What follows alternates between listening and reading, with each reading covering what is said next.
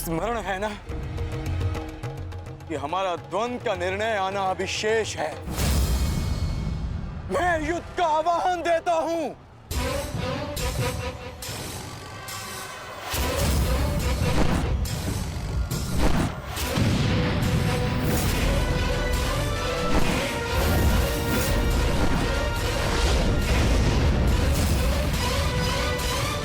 सावधान द्रुपद,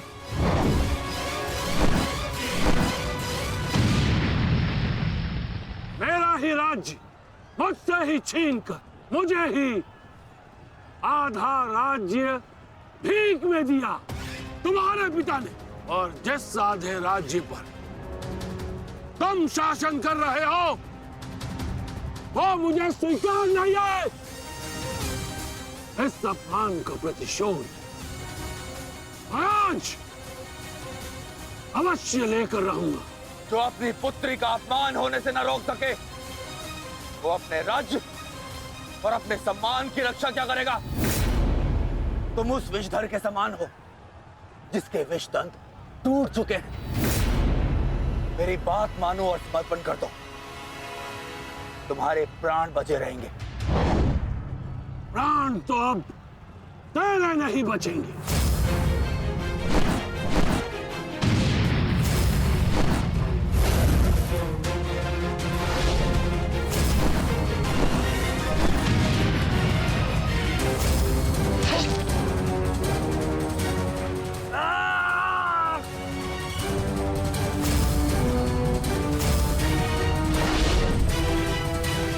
द्रुपद,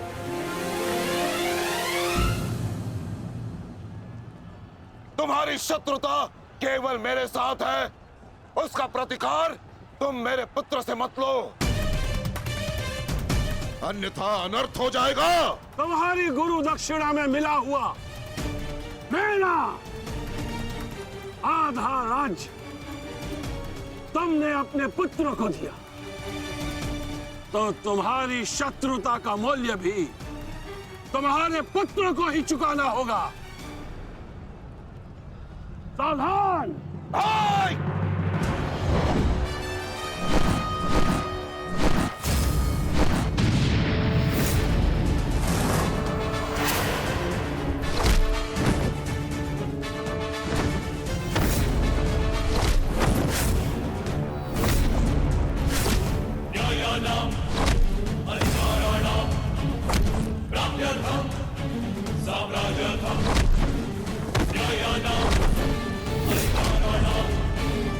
दुर्योधन, भीम ने तुम्हारे और 5 अनुजों का वध कर दिया है और अभी उसकी रक्त पिपासा बुझी नहीं है दुर्योधन।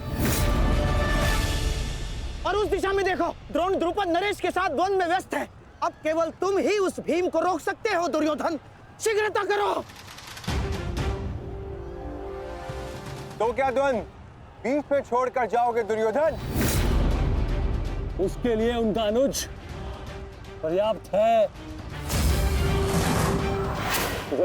आप जाइए, इनके द्वंद्व की कामना मैं पूर्ण करता हूं।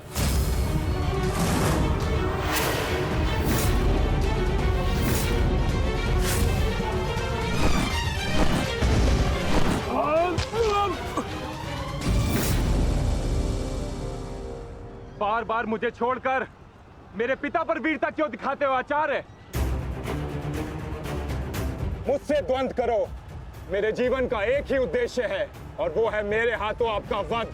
तब तक तुम्हें प्रतीक्षा करनी होगी धृष्टद्युम्न, क्योंकि जब तक द्रोण के हाथों में उसके शस्त्र हैं, स्वयं काल भी उसका वध नहीं कर सकता। और स्मरण रहे धृष्टद्युम्न, तुम्हारे साथ साथ तुम्हारे जीवन का ये उद्देश्य भी उपहास बन के रह जाएगा। शस्त्र त्यागने की क्या आवश्यकता है द्रोण? प्रेम, सम्मान, धर्म तो तुम पहले ही त्याग चुके हो। मेरे पिता तुल्य गुरु और अपने पिता महर्षि भरद्वाज पर तो तुम लांछन भी लगा चुके हो। तुम्हारी आत्मा तो कब की मर चुकी है द्रोण, कब की। अब केवल यह शरीर है, इसे त्यागने का समय आ गया है और वो समय अभी है। सावधान द्रुपद!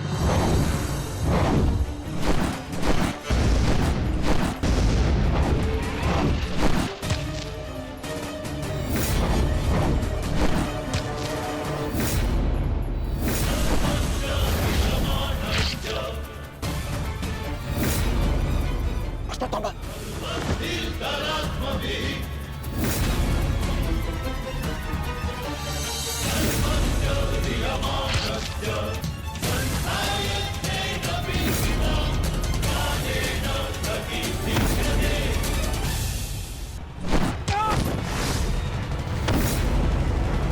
पिताश्री!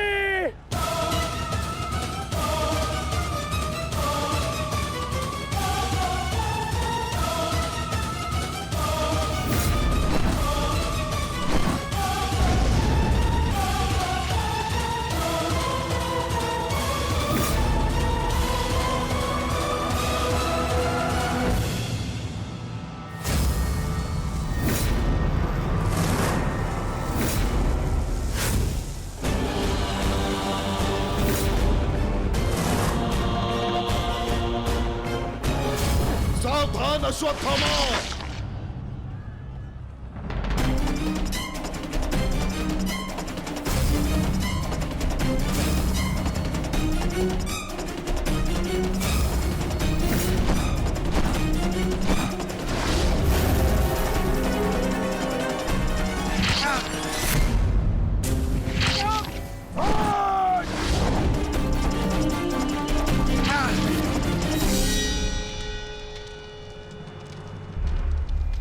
पिताश्री!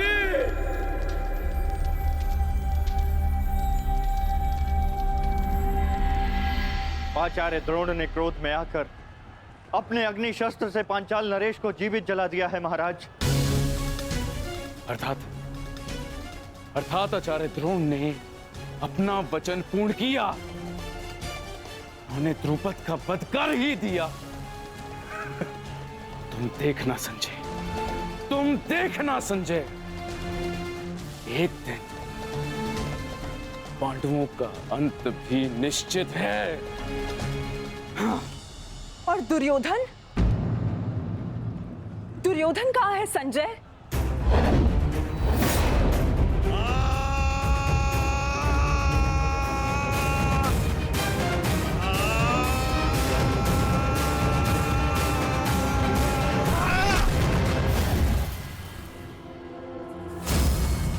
तुम्हें ज्ञात भी है, अब तक तुम्हारे 55 अनुजों का रक्त मैं अपनी गदा को पिला चुका हूं।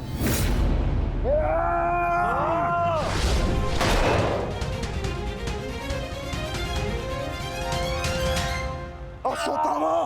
अश्वत्थामा! उठो, उठो पुत्र, उठो।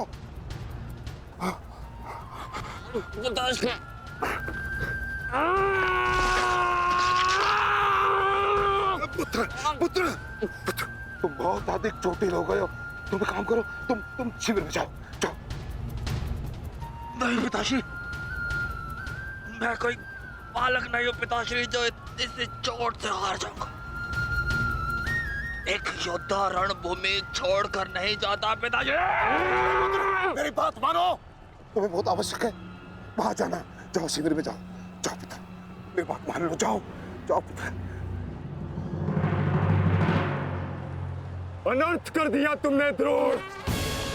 मुझे मेरे पिता की मुखाग्नि देने का अवसर भी नहीं दिया।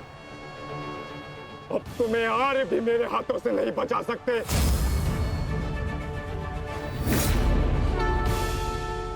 सावधान! मैं जानता हूं तुम एक वीर योद्धा हो, पर तुम बहुत अधिक चोटिल हो गए पुत्र। तुम इस अवस्था में युद्ध नहीं कर सकते। तुम्हें उपचार की आवश्यकता है। जाओ, तुम्हें मेरी शपथ है पुत्र, जाओ। जो आ गया पिताश्री।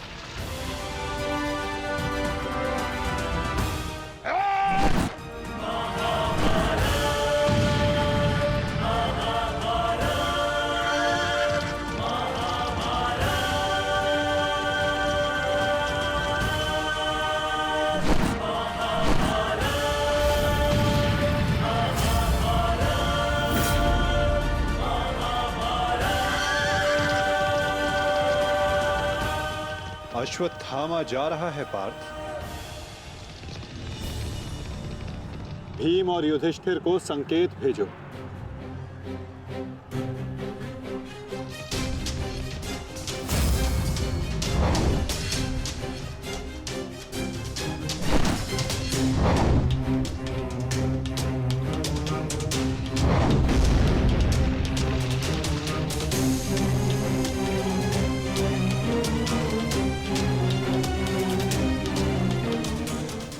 कोई संकेत दे रहा है। क्या योजना है माधव की?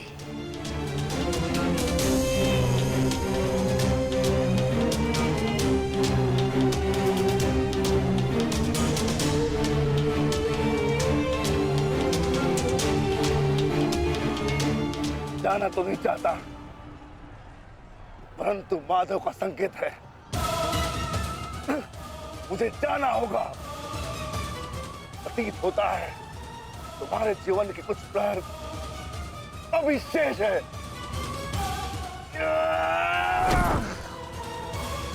जाओ, जी लो।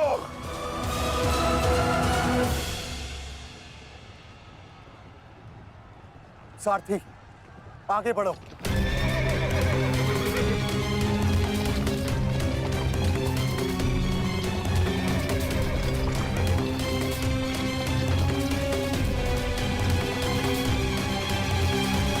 नहीं द्रोण, तुम्हें जाने की अनुमति नहीं है।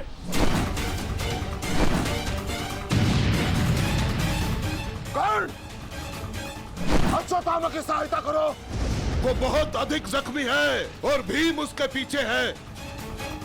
जाओ।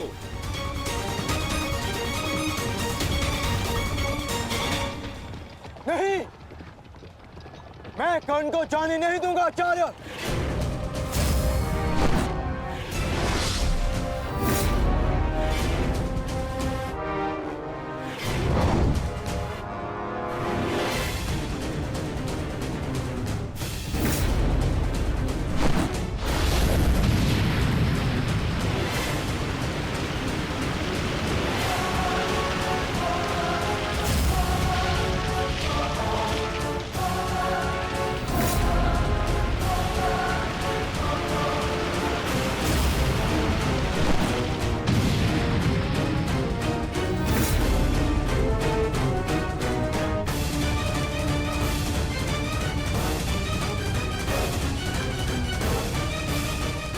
स्मरण रहे पार्थ, यदि कर्ण अश्वत्थामा की सहायता के लिए वहां पहुंच गया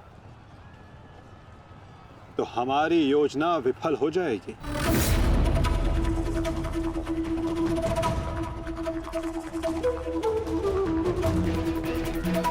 तुम्हें कर्ण को वहां तक पहुंचने से रोकना होगा पार्थ।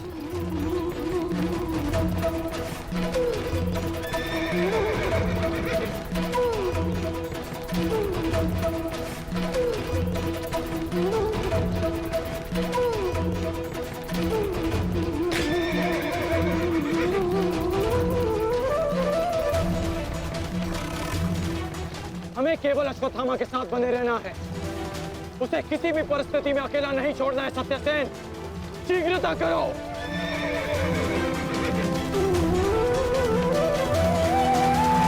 माधव, हमें कर्ण को रोकना होगा, अन्यथा हमारी योजना विफल हो जाएगी और आचार्य द्रोण का वध करना असंभव हो जाएगा।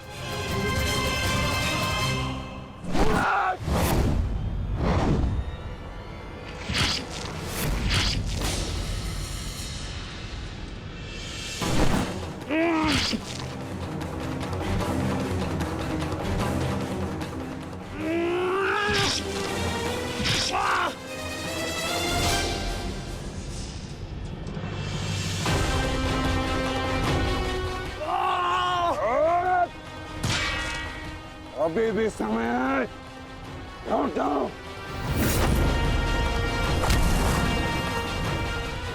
मैं तब तक यहां से नहीं लौटूंगा जब तक आपके प्राण नहीं ले लेता आचार्य।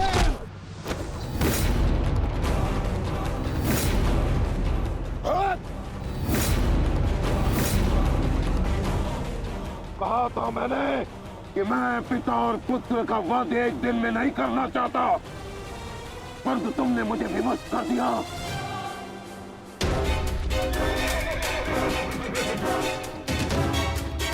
चलिए माता, कर्ण के पीछे चलिए। नहीं पार्थ, इस समय दृश्यद्युम्न को हमारी सहायता की आवश्यकता है और यहां से जाना हमारी योजना का भाग नहीं है। तुम आचार्य द्रोण के साथ युद्ध करो।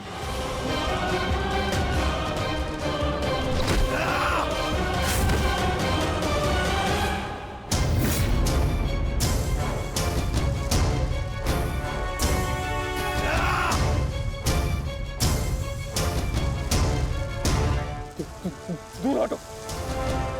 मैंने कहा दूर हटो। अन्यथा परिणाम ठीक नहीं होगा। दूर हटो। देखा देश, अंत समय आने पर भी कुछ मूर्खों की अकड़ नहीं जाती, उनकी अकड़ उनके मृत्यु के साथ ही जाती है।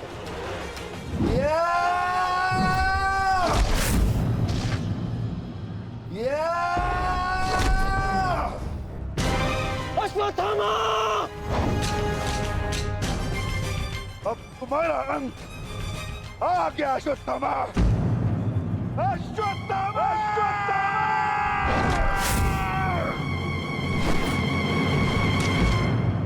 ये तो भीम का स्वर है। कोई ऐसा तो नहीं कि भीम अश्वत्थामा के साथ द्वंद्व कर रहा हो। मुझे शीघ्र अतिशीघ्र वहां पहुंचना होगा। भीम की गर्जना का आशय आप भी समझते हैं आचार्य कि ये द्वंद्व समाप्त हो गया है, और इस द्वंद्व के समाप्त होने से प्रतीत होता है कि अश्वत्थामा का वध हो चुका है आचार्य।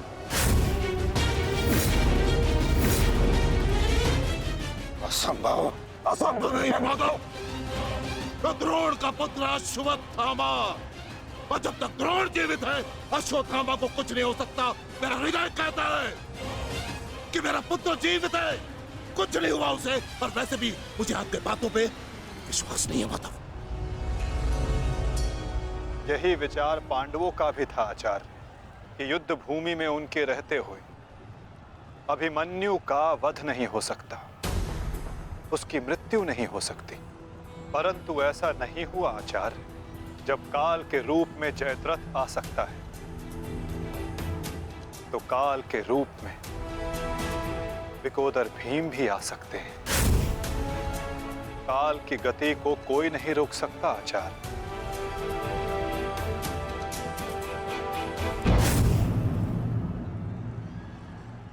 सावधान भीम!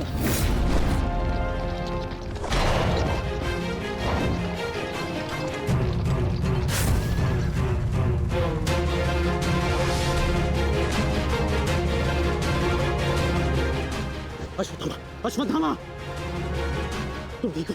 तुम ठीक हो? हाँ अंगराज,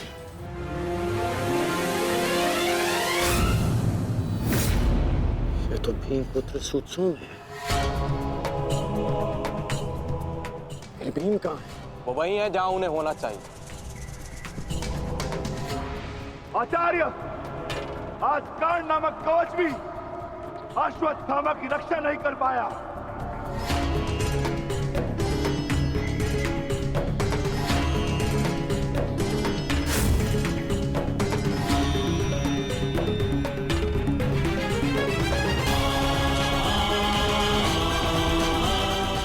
ये पांडवों की योजना है, मुझे आचार्य द्रोण से दूर रखने के लिए। अंगराज, आप कहना क्या चाहते हैं? क्या कहना चाहते हैं अंगराज? आज पांडवों का लक्ष्य तुम नहीं, आचार्य द्रोण है। और सत्य है ये, मेरा पुत्र अभी तक जीवित है, कुछ नहीं हुआ उसे। सत्य कहो, सत्य कहो भीम।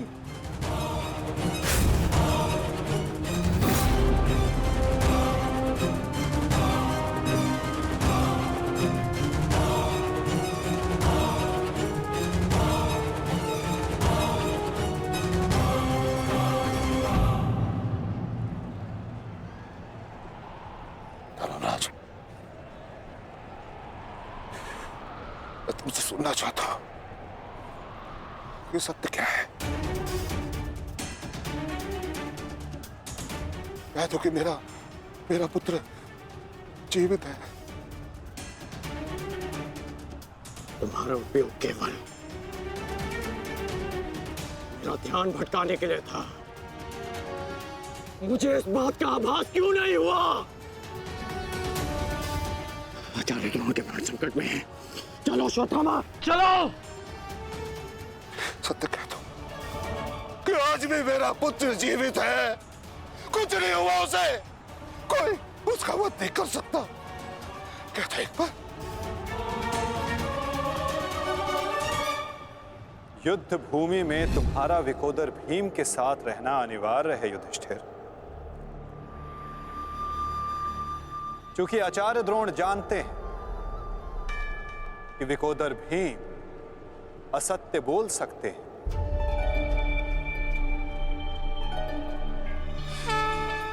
किंतु धर्मराज युधिष्ठिर नहीं। और वो ये सुनिश्चित करने के लिए तुमसे ये प्रश्न अवश्य करेंगे धर्मराज।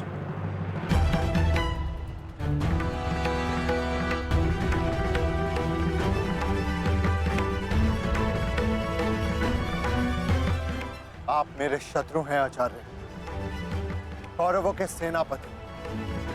ये आवश्यक नहीं कि मैं आपके हर प्रश्न का उत्तर दूं। शीघ्र करो सत्यसेन। प्रश्न का उत्तर तुम्हें देना होगा धर्मराज। भले मैं कौरवों का सेनापति हूं, परंतु यह मत बोलो कि मैं तुम्हारा गुरु भी हूं। इसमें सत्य तुम्हें कहना होगा, बताना होगा मुझे। मेरा पुत्र जीवित है और यही सत्य है, मुझे पता है। श्रेष्ठ,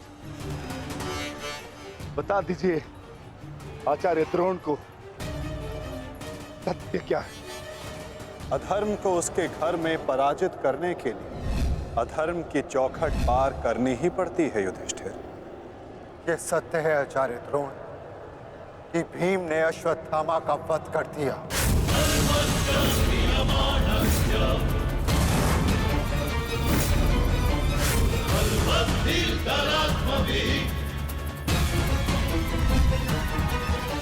नहीं माधव, मैं असत्य नहीं कहूंगा। तुम्हें असत्य नहीं कहना है युधिष्ठिर। विकोदर भीम अश्वत्थामा नामक हाथी का वध करेंगे।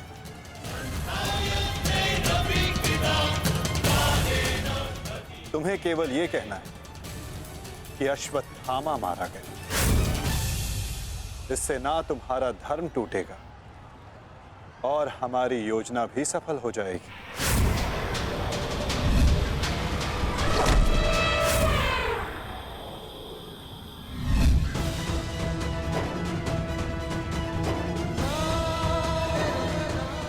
पुनः एक बार कह दो धर्मराज कि ये सत्य है।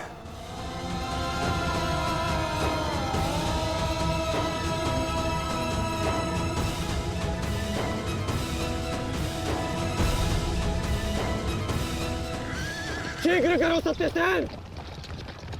आपने बिल्कुल सही सुना आचार्य द्रोण।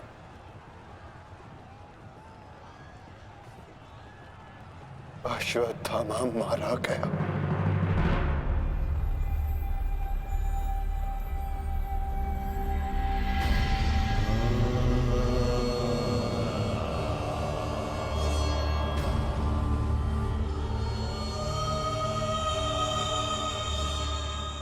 परंतु वो एक मनुष्य नहीं,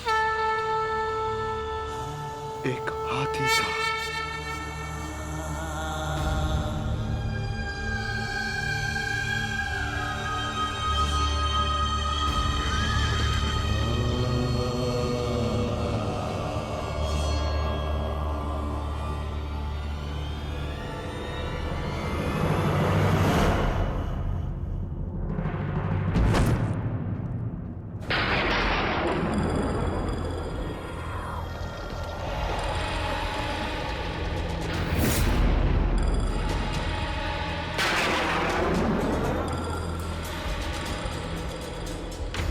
आप आचार्य से शिक्षक बन गए।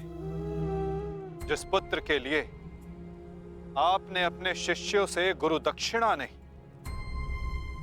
मूल्य मांगा,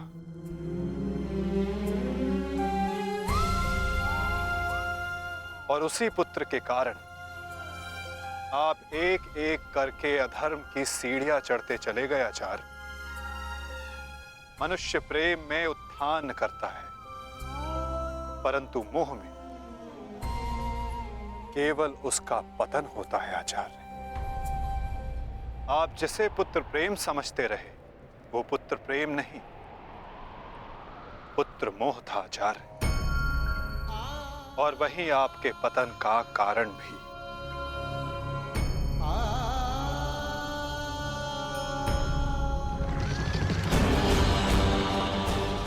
शीघ्र करो सत्यसेन।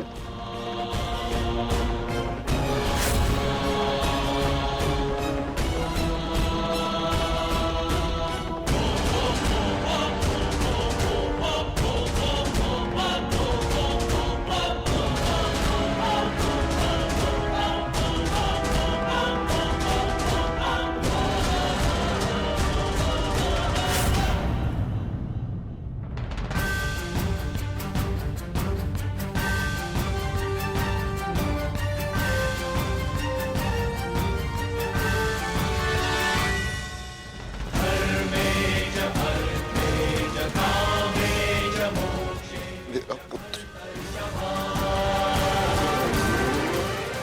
अश्वत्थामा!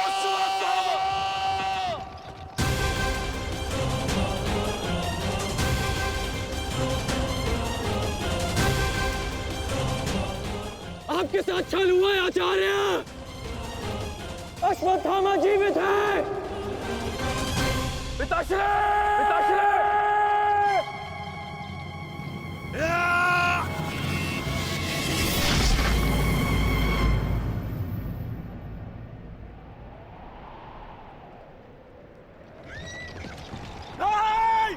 आचार्य!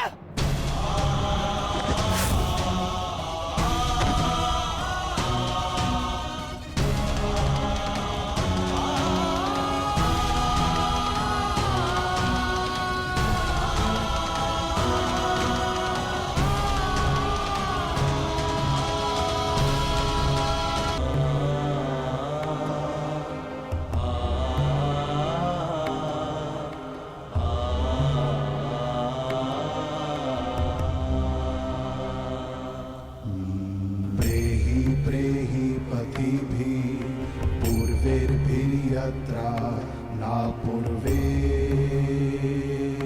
पीतरपर्युः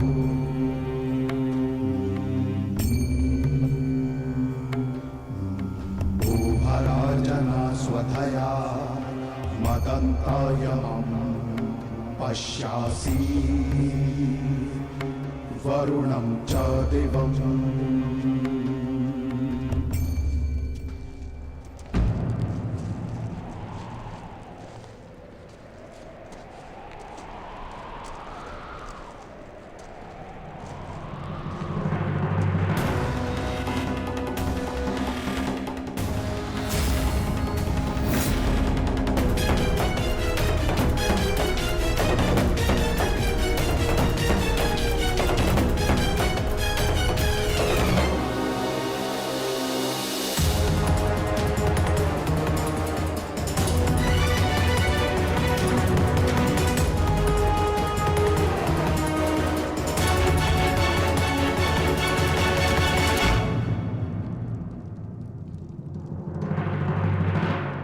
लोभी, कुटिल, छलिया, कपटी, महाविनाशी,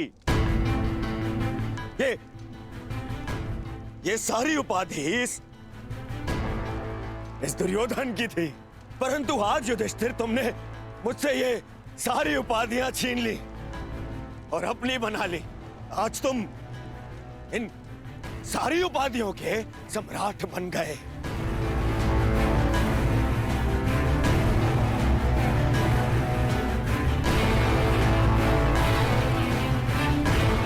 प्रणिपात सम्राट, अरे अरे बोलो, सम्राट आए हैं। छल सम्राट युधिष्ठिर की जय बोलो, बोलो छल सम्राट युधिष्ठिर की जय। परंतु सम्राट मुझे समझाइए, अब कौन सा कार्य शेष रह गया? आपने यहां आने का कष्ट कैसे किया सम्राट? अरे कहीं ऐसा तो नहीं कि लकड़बग्घे की तरह गुरु आचार्य द्रोण के शव पर भोज मनाने आए हैं आप?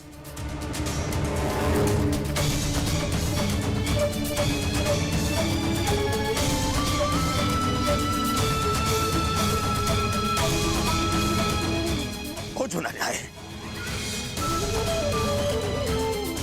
नहीं नहीं सम्राट, मैं क्षमा चाहूंगा, परंतु मैं इस बात की अनुमति नहीं दूंगा आपको। चले जाओ यहां से, अन्यथा मैं आप लोगों के शव पर उत्सव मनाऊंगा। चले जाओ। हम यहाँ युद्ध करने नहीं आए, अपने गुरु के अंतिम दर्शन करने आए हैं। इस समय मैं अर्जुन नहीं, अपने गुरु का शिष्य हूं। हम पांडु पुत्र होने के नाते नहीं, परंतु कुरुवंशी होने के नाते उनके अंतिम दर्शन करने आए हैं। नहीं, नहीं तुम्हें इस युद्ध में विजय मिलेगी और ना ही अपने गुरु के दर्शन।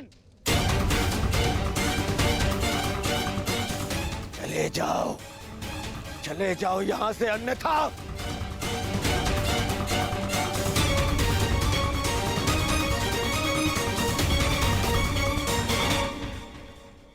गुरु द्रोण के अंतिम दर्शन करने का अधिकार सबको है।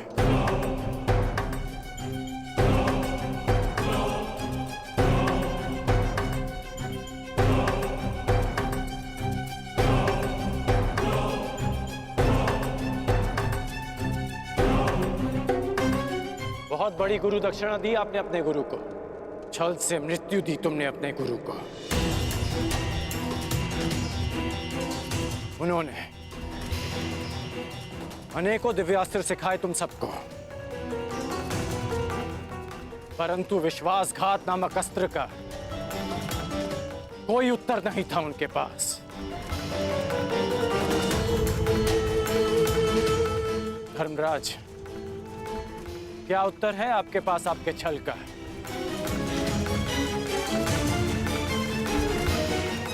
बताइए। मेरा चयन बिल्कुल ठीक था, दुर्योधन तुमसे बेहतर राजा होगा।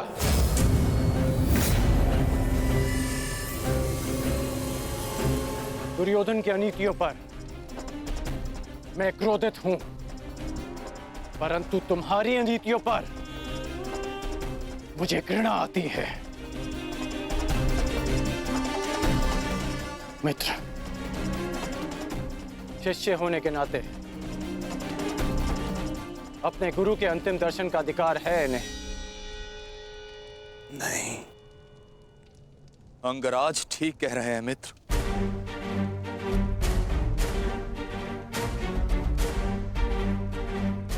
इन्हें अधिकार है। मेरे पिता ने जितना प्रेम अपने पुत्र को दिया, उतना किंचित अधिक इन पांडु पुत्रों को दी।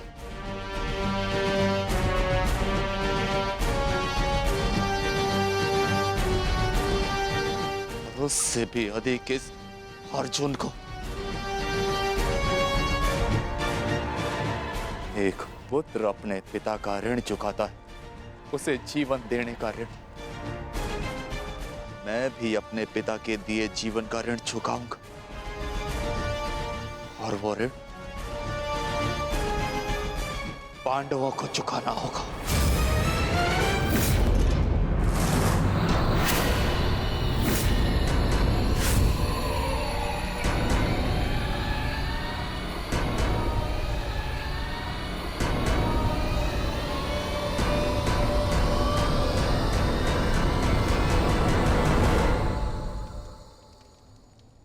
पापियों और दैत्यों की भांति तुम लोगों ने विद्या पर लांछन लगाया है।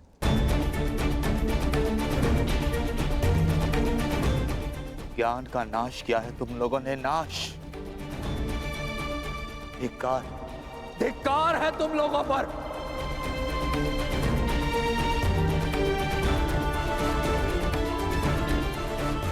पांडव पुत्रों,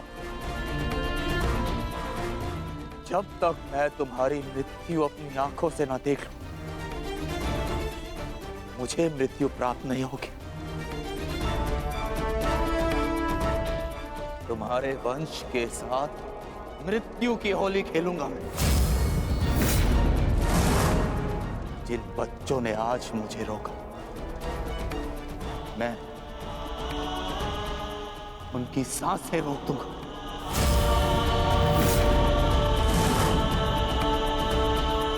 मैं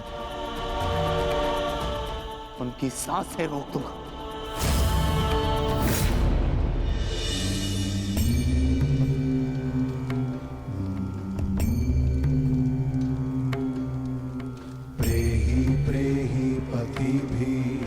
पूर्वेर्भिर्यत्रा ना पूर्वे पितरपर्युः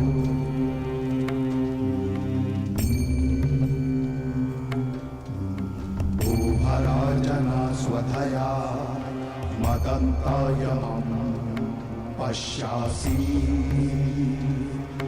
वरुणं च दिवम्।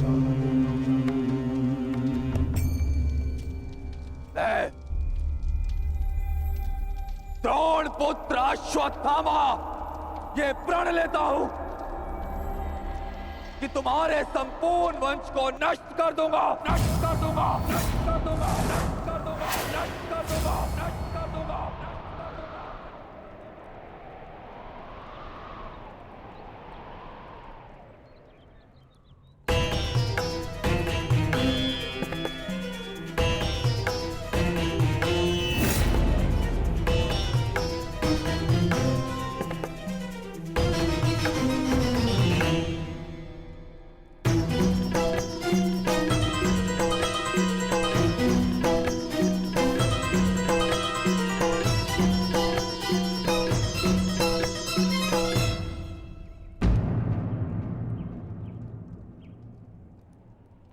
क्या सोच रही हो सखी? असंख्य चिताएं, असंख्य अग्नि जलकर भस्म हुआ मेरा मान, मेरा सम्मान, मेरा अभिमान,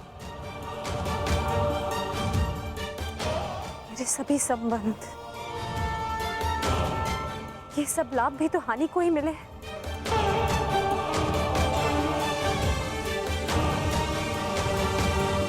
वो देखिए माधव,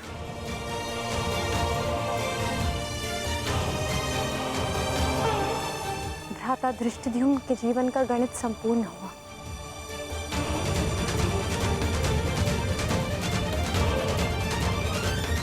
अब उनके जीवन का न्यून लाभ है। इस जटिल गणित में न केवल हानि और लाभ है सखी, इस गणित के अनेकों कोण भी हैं।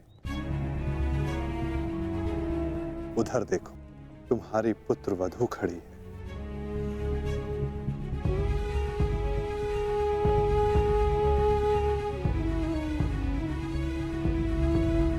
जो वस्त्र हरण तुम्हारे साथ हुआ, वो अन्य किसी स्त्री के साथ ना हो, उसकी लज्जा का रक्षण हो सके,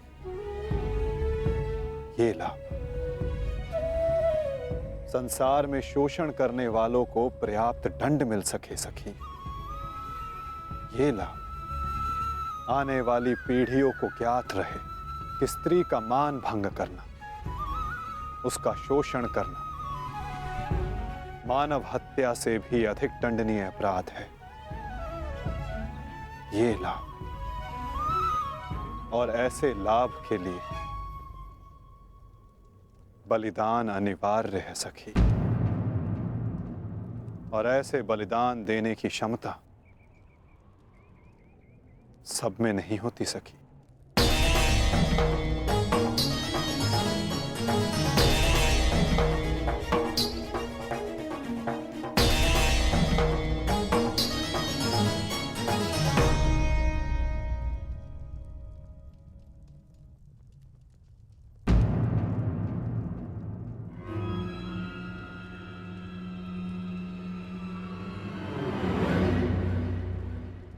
सुप्रिया का संदेश आया है भगत ग्राम से।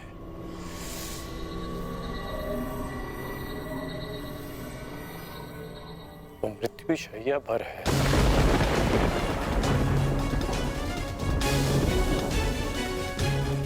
इसमें लिखा है कि उसके पास अधिक समय नहीं बचा। हमें शीघ्र उसके पास पहुंचना होगा कर्ण।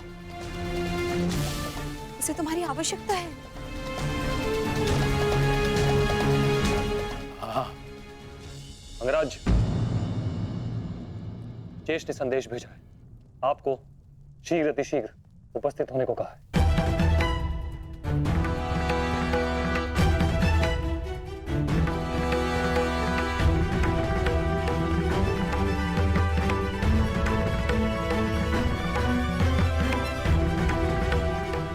मुझे जाना होगा, दुर्योधन के पास जाना होगा।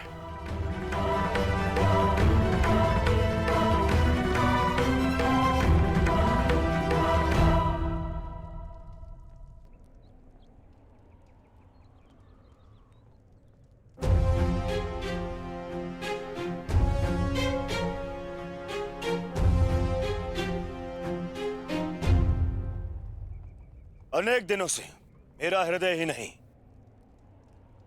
मेरा मन भी जो चाहता था, आज वो पूर्ण होने जा रहा है। दुर्योधन की पताका और हस्तिनापुर का ध्वज दोनों ही अब बलशाली होने जा रहे हैं। इस पताका की तीक्ष्णता और भी तीव्र होगी, क्योंकि इस पताका का नेतृत्व करेगा मेरा मित्र अंगराज कर्ण।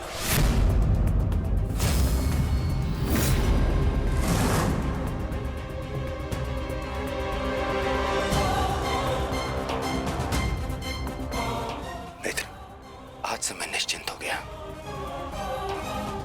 मुझे पूर्ण विश्वास है कि तुम्हारे नेतृत्व में इस युद्ध में विजय हमारी ही होगी। आज से हमारी सेना के सेनापति हो तुम।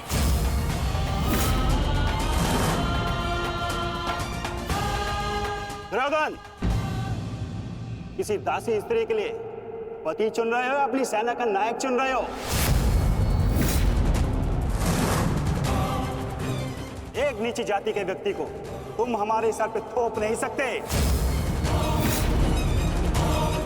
किसी सारथी का पुत्र तुम्हारे उपकारों के बीच में बना राजा मैं नहीं मानता कि ये सेनापति बन सकता है, क्योंकि पलतरन पैरों में शोभा देते हैं, ना कि मस्तक पर। मेरे होने वाले सम्राट, और हाँ अंगराज कर्ण, देखो तुम दोनों बुरा मत मानना।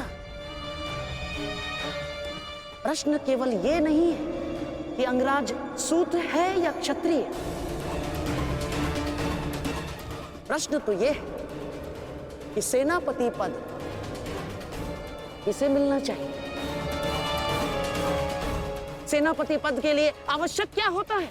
बुद्धि और शक्ति। और अंगराज, आपके बुद्धि पर किसी को कतई संदेह नहीं ना, परंतु संदेह है तो केवल और केवल आपकी शक्ति पर। अंगराज अभेद थे, अब नहीं है। कवच और कुंडल भी था इनके पास, अनेकों अस्त्र थे जो अब नहीं है, जो अब अंगराज खो चुके हैं। और हाँ, खास बात तो यह है, अर्जुन के लिए जो अस्त्र था वो भी आप खो चुके हैं। तो इसका पूर्ण अर्थ यह है दुर्योधन कि अंगराज अब उस बूढ़े शेर की भांति हो गए, जिसके दांत भी टूट गए हैं और पंजे के नाखून भी झड़ चुके हैं। और ऐसे शेर के साथ चूहे भी व्यंग करते हैं। अब महाराज शल्य को देखो, इनकी शक्ति और भव्य सेना की सहायता से हम विजय प्राप्त कर सकते हैं। अब यदि अंगराज आपके परम मित्र हैं तो वो भी इस बात को मानेंगे, हैं? क्यों अंगराज? अमश्री, मुझे कर्ण की मित्रता पर कोई संदेह नहीं है। जिसने अपना सबसे महत्वपूर्ण शस्त्र मेरी सुरक्षा के लिए उपयोग कर लिया, और ना ही उसके शौर्य पर। संदेह तो मुझे शैल्य पर है, क्योंकि कालों के भांति रण छोड़कर भागना सबसे पहले इन्हें आता है। एक नहीं, दो बार अवसर मिला इन्हें, पर इन्होंने क्या किया? रण छोड़कर भाग गए, एक ऐसे चूहे की तरह तो केवल शेर की दहाड़ सुनकर ही भाग जाता है, भाग जाता है। इस चूहे को मैं ना तो अपनी सेना का सेनापति बनाऊं और ना ही अपनी दासियों का पति। मूर्ख हो मूर्ख, तुम दोनों मूर्ख हो। एक मूर्ख का सम्राट और एक मूर्ख का सेनापति। तुम दोनों मूर्खों को लगता है पांडवों पे विजय पाओगे? बस मद्रराज,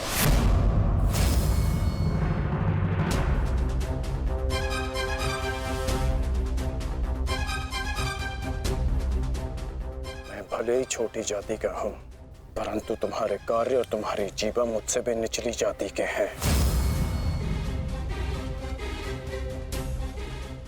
तुम्हें मेरे माता पिता का ऋणी होना चाहिए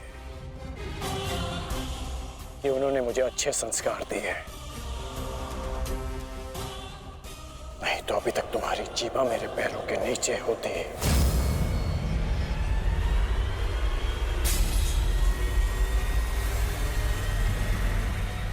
अब एक और शब्द अपनी जीवा से निकाला तो मैं अपने सारे संस्कार भूल जाऊंगा, और ये भी भूल जाऊंगा कि हम दोनों एक ही पक्ष में हैं।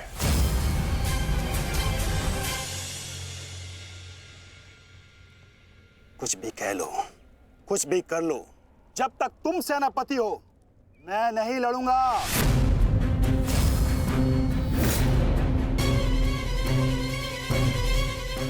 कायर, एक पीठ दिखाकर भाग रहा है। भूल गया अपने वचन, अपने प्राण कि भेज दूं तुम्हारे राज्य में यह संदेश कि उनका राजा न केवल भगोड़ा है पर अपने वचन भी नहीं निभाता।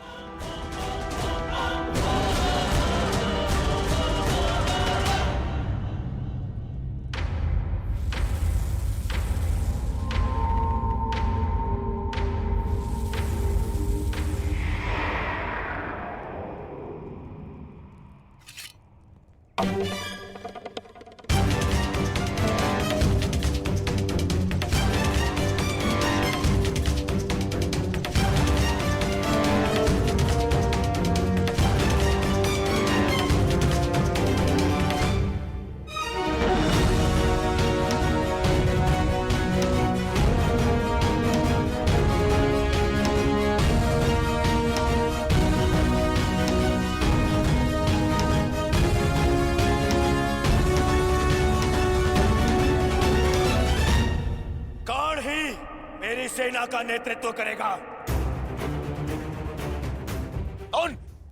उन पांडवों ने केवल छल से हम पर विजय प्राप्त की है।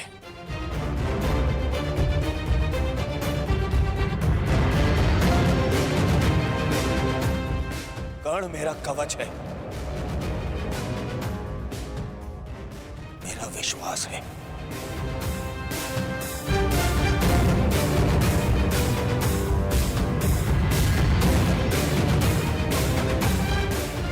और कल मेरे विश्वास की विजय होगी।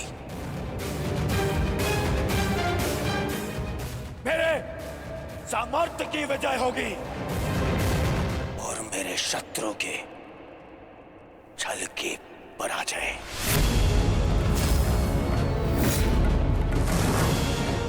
अंगराज कर्ण की, अंगराज कर्ण की, सर सेनापति की, सर सेनापति की।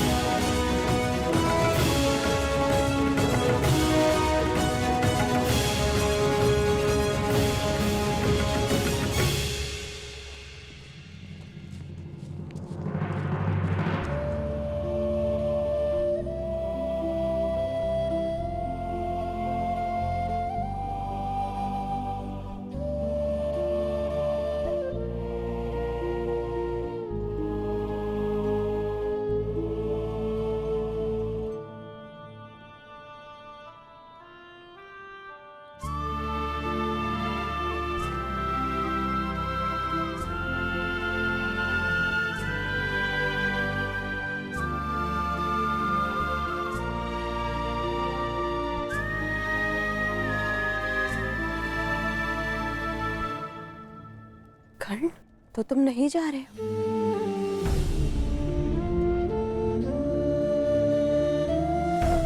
कर्तव्य का बंधन अपनों के बंधन से बड़ा होता है वृषाली। मेरे परिवार के लिए मैं अनेकों परिवारों का विश्वास नहीं तोड़ सकता। सेनापति का कार्य एक पति के कार्य से बड़ा होता है।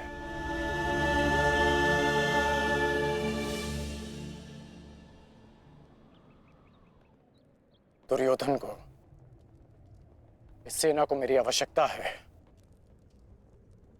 मैं अपने कर्तव्य से पीछे नहीं हट सकता।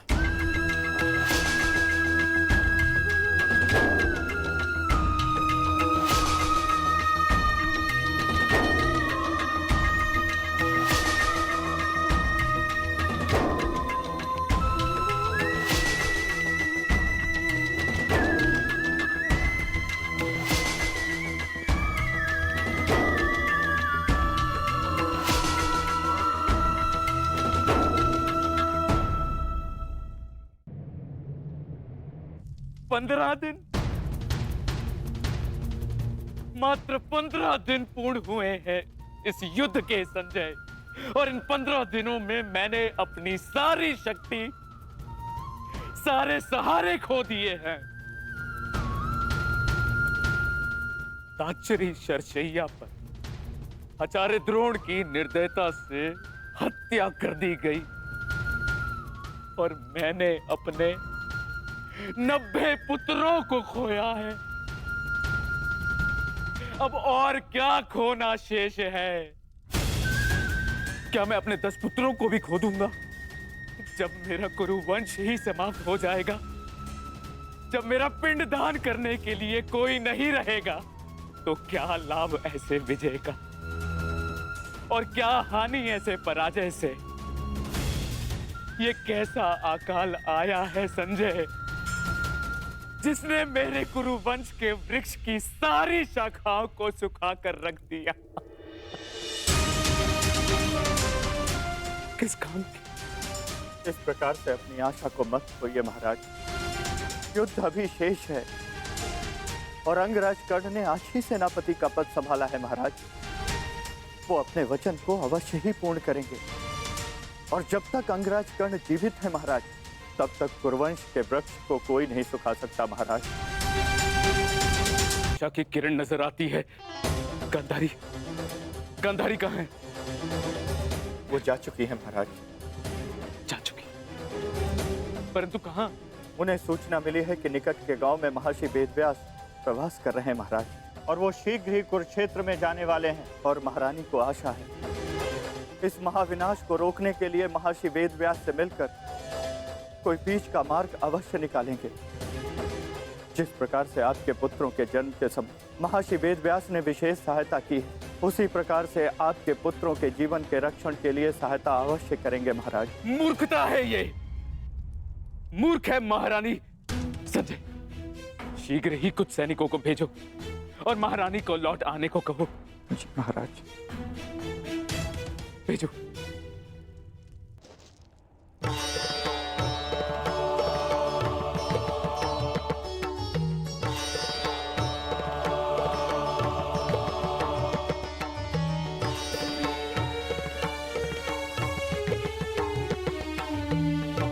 माधव, आप विश्राम कर लीजिए। सूर्य उदय होने में केवल एक प्रहर शेष है। मुझे ज्ञात है पार्थ, और आज का ये सूर्य उदय न केवल अपने साथ प्रकाश या सूर्य की किरणें लाएगा, आज का ये सूर्य उदय अपने साथ एक परीक्षा भी लाएगा पार्थ।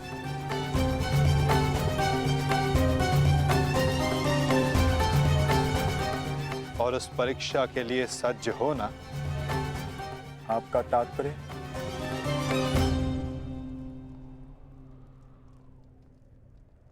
आज से व्यूह रचना का भाग केवल भाग नहीं रहेगा पार्थ,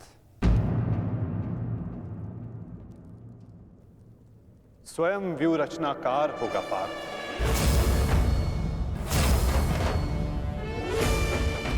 केवल आक्रमण की घोषणा होने पर वो युद्ध भूमि में आगे नहीं बढ़ेगा। समस्त कौरव सेना युद्ध भूमि में आगे बढ़ेगी पार्थ। अब अंगराज कर्ण आज्ञा लेंगे नहीं, वो आज्ञा देंगे पार्थ।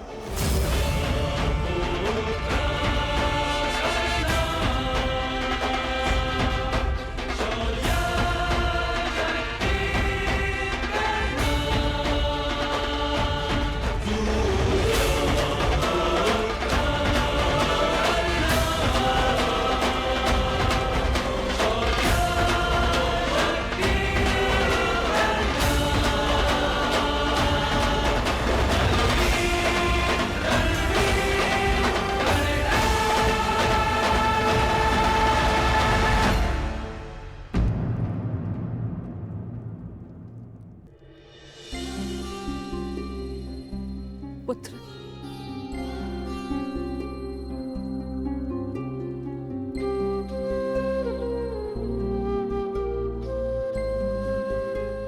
प्रणिपात राजमाता, आदेश कीजिए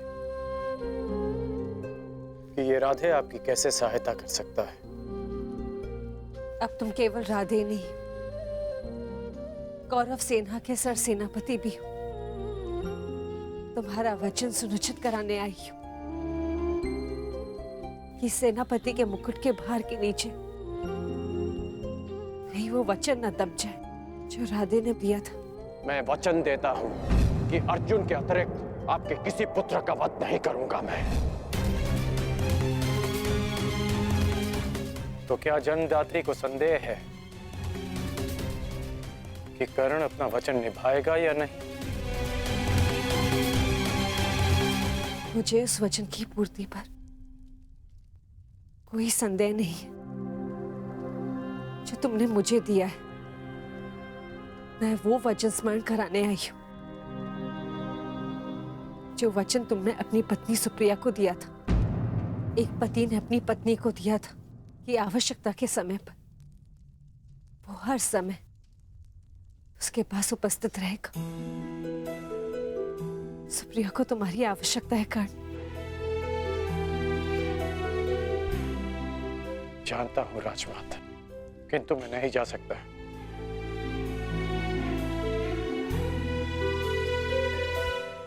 क्योंकि अब मैं युद्ध में सम्मिलित केवल एक योद्धा नहीं, अब मैं कौरव सेना का सरसेनापति हूं। अब युद्ध समाप्त होने से पूर्व मैं केवल यमलोक जा सकता हूं। मैं जानती हूं कि तुम नहीं जा सकते, परंतु वो तो यहां आ सकती है ना। चलो मेरे साथ।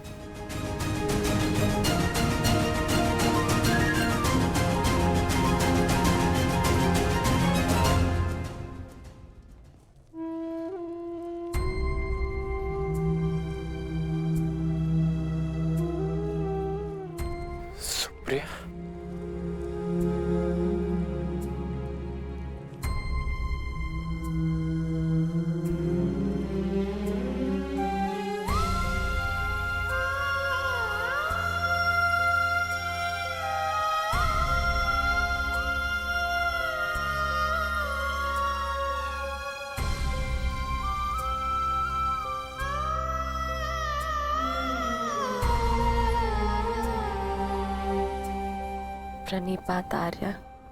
तुम अस्वस्थ हो सुप्रिया।